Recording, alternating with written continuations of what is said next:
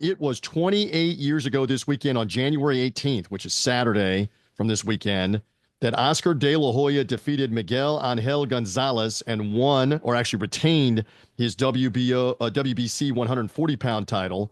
So January 18th, 1997.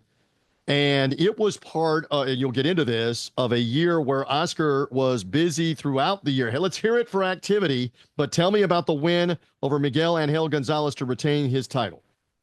Well, Angel Gonzalez was a hell of a fighter. When he fought Oscar, he was 41-0. People thought of him as maybe the next Mexican great. He had been a lightweight champion, and it was a very formidable opponent on paper for Oscar De La Hoya. Now, remember, Oscar had come off of in June of '96, where he had stopped Juliocesarchavez due to the cuts in the fourth round. He won the WBC junior welterweight title, and even though it was obviously a very outstanding performance from Oscar, there was always a lot of discussion. Well, the cut happened. He was cut in the training camp. It wasn't like a real win. It was a real win for Oscar, but we don't know how he would have been against Chavez had he not suffered the cut, which was not from it was from the fight, but he just opened what had already been cut, a week before. My point is there was some skepticism about how good is Oscar at 140. Yes, he beat Chavez, but it was under maybe sort of dubious circumstances. Not Oscar's fault in any way, obviously.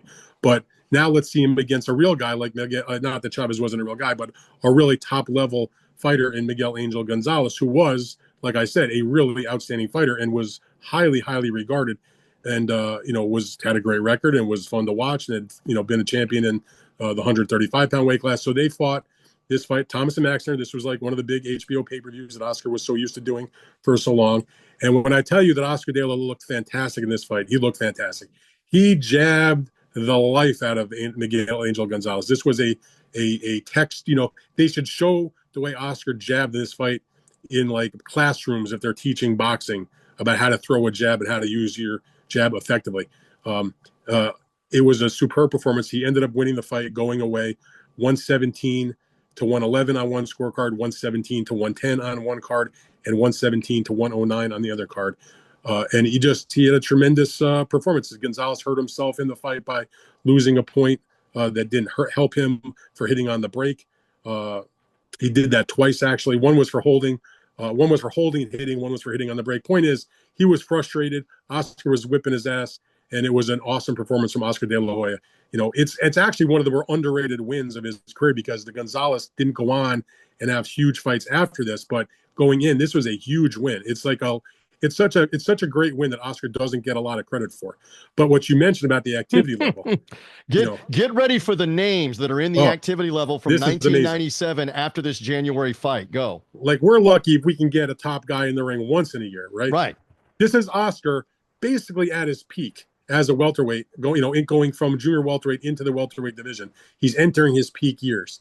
So he whips up on Miguel Angel Gonzalez. This is January, okay? January 18th. Yep. So you're clear how early in the year it was.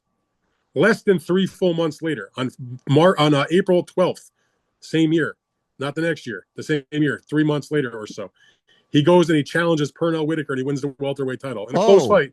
But Oscar won that fight. Oh, heard of him? Heard of Pernell Whitaker, Hall of Famer.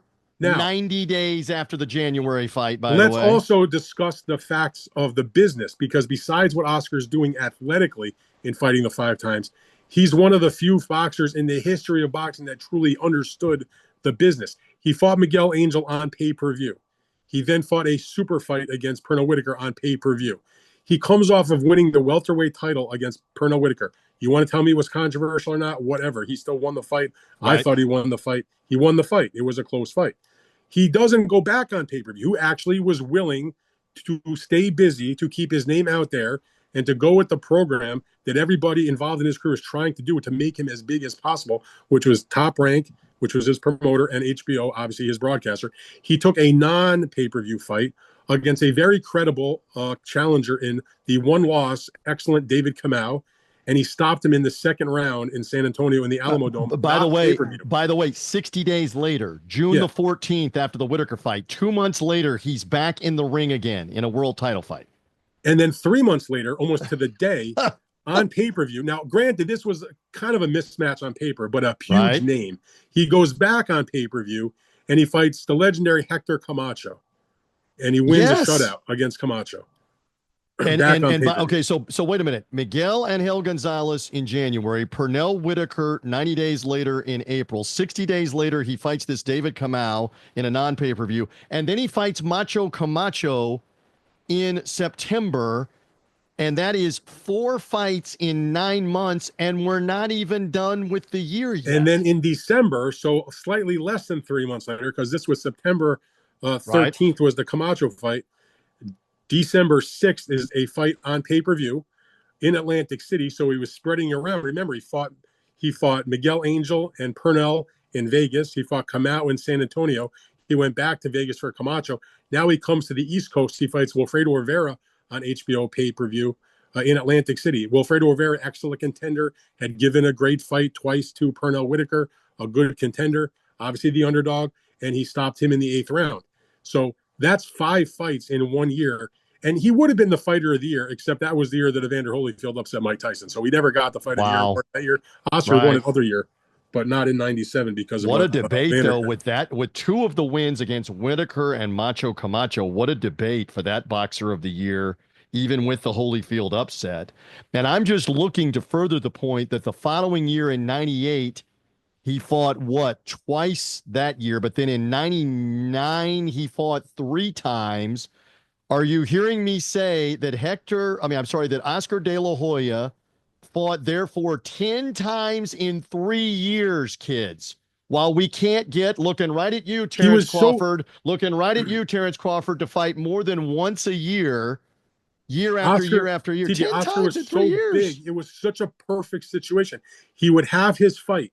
They would literally have his opponent at the press conference after the fight to get the ball rolling for the next fight Yeah. 60 or 90 days later. And that was how they rolled. He was healthy. He was ready to go. He was making big money. He was willing to come off of pay-per-view to go back on regular HBO, which, by the way, if he was making now, there wasn't the $50 million paydays Right, at that right. time. But relative to that era, he was the highest paid guy other than like Tyson and Holyfield type money. So he goes and he fights a Pernell Whitaker and makes 8 figures on pay-per-view. And then he comes back and he fights like a Kamau fight, and maybe he makes 4 million or 5 million on HBO. And then he's back on pay-per-view making the big money, the bigger Yep. money again on pay-per-view with the opponents like Camacho, and others. And so it was great while that lasted. And that is always sort of like what we talk about activity. That's an example that you can always bring up. Well, if it's good enough for a prime Oscar De La Hoya to fight 5 times in 1 year against some excellent opponents, with a couple of lesser guys in there, my perspective, and I think a lot of folks agree with me because I've heard from many people over the years on this topic.